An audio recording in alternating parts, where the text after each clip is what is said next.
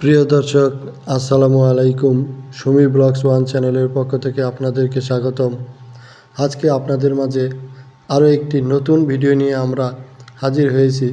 আমরা কিভাবে খুব সহজেই বাড়িতেই ছাগল পালন করে লাভবান হতে পারি সেই সম্পর্কে কিছু কথা বলবো।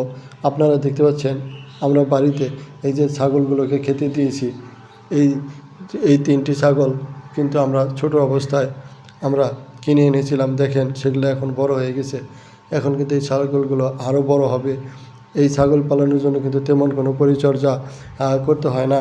আপনারা দেখতে পাচ্ছেন এটার জন্য তেমন কোনো জায়গারও প্রয়োজন হয় না। উঠোনেই এগুলোকে খাবার দেওয়া যায় এবং এরা নিজেরা খুব সহজেই এদের সাধারণত ঘাস, ভুসি এবং বিভিন্ন ধরনের পাতা, লতা পাতা খেয়ে থাকে।